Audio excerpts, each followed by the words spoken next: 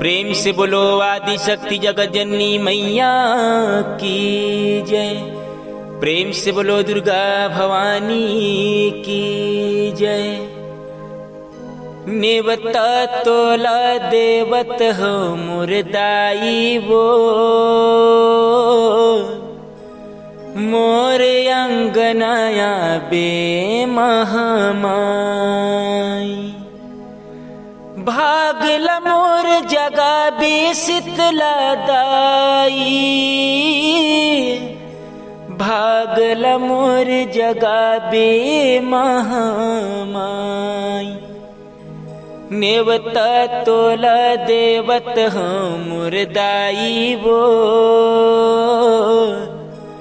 मोर अंगनाया बे महामाई।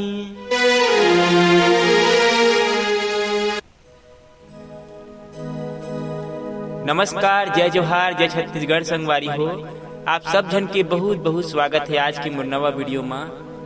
तो संगवारी हो, आप मन के लिए बहुत सुंदर माता भगवती आदि शक्ति माँ दुर्गा भवानी के बहुत ही सुंदर प्यारा सा माता रानी के भजन लाए हम।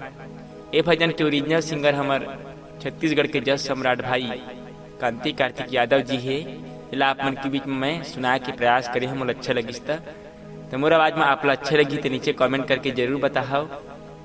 आओ नवरात्रि के पावन पर्व लगते तो माता रानी जो है अनेक प्रकार के फूल पान ध्वजा तोरण लधर के जो है नर नारी मनोखर दर्शन करे बर जाते भैया। माता रानी ल न्योता भेजते कि हे माता रानी मोर दुआरी माँ बेदाई तोर सेवा लग करूँ तोर भजन लगाहूँ तोर जश लगाहूँ माता। आओ अही भाव बहुत सुंदर भजन ही। प्रेम से बोलो आदि शक्ति दुर्गा मैया की जय।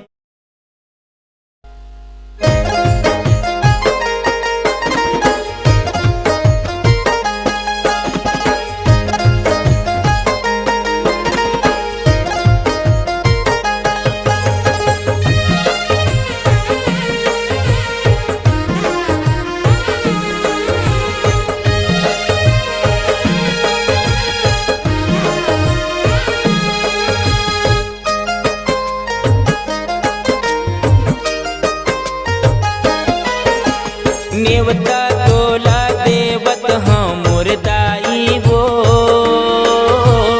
मोर अंगनाया बे महामाई। नेवता तोला देवत हम मुरदाई वो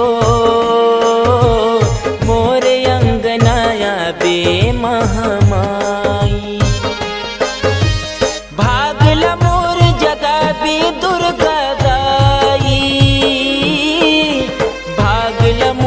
जगा बे शीतला दाई। भागला मोर जगा बे महामाई। भागला मोर जगा बे शीतला दाई। नेवता तोला देवत हम मुरदाई वो मोर अंगनाया बे महामाई। नेवता तोला देवत हम मुरदाई वो मोरे अंगनाया बे महामाई।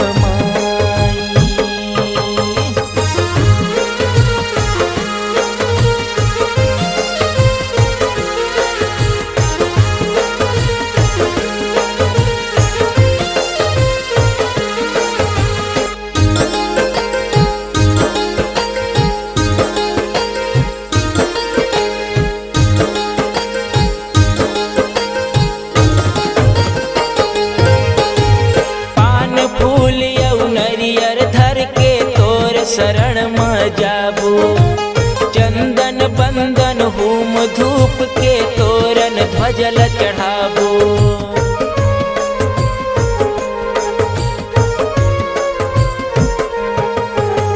सोन के कलश चढ़ा के वो दाई तोरे आरती उतारो। संजय बिहनिया मन मंदिर में तोरे ध्यान लगावो। मोरो बिगड़ी बना दे महामाई। मोरो बिगड़ी बना दे शीतला दाई।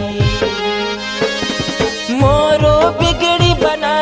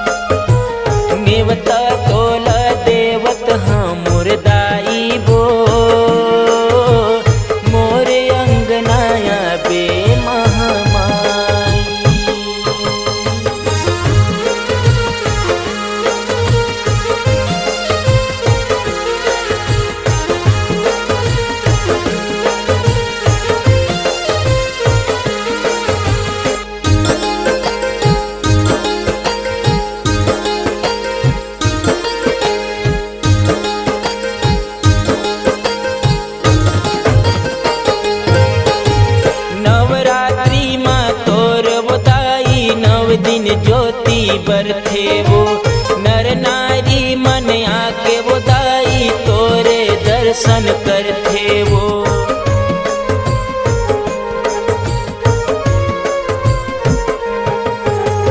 मन के मनौती ल मांगे के दाई तोरे पौरी ल परथे वो। बाघ विधन लहर बेवो दाई अर्जी बिनती करथे वो। मोरो आस पुरा दे महामाई, मोरो आस पुरा दे शीतला दाई, मोरो आस पुरा दे महामाई,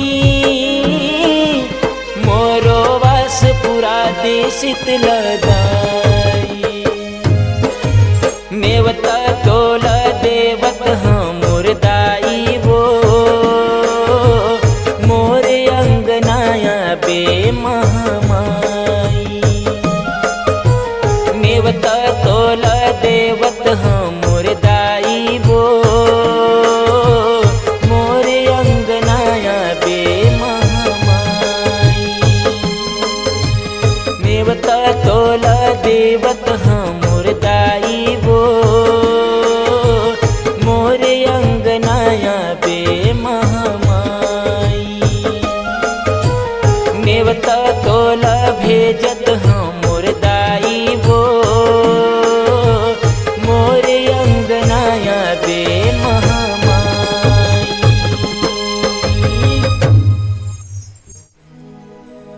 नेवता तोला देवत हमोर दाई वो,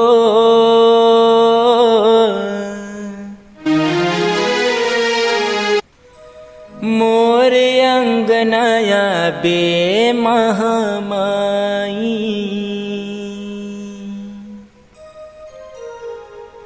प्रेम से बोलो आदि शक्ति जगदम्बा मैया की जय। प्रेम से बोलो दुर्गा भवानी की जय।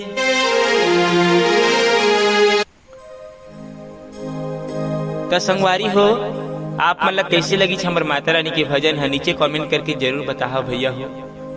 यही प्रकार से माता रानी के सुंदर सुंदर भक्तिमय गीत संगीत भजन सुने पर आपके अपन YouTube channel Chandresh Sahu CG ला लाइक करो, शेयर करो और सब्सक्राइब करे झन भुलाए करो। नवरात्रि के पावन पर्व लगने वाला है भैया। अब माता रानी सुंदर विराजमान होने वाले है। कतका सुघर लगते मोर माता रानी जब नवरात्रि के पावन पर्व में 9 दिन नवरात्रि सुंदर विराजमान रही थे भैया।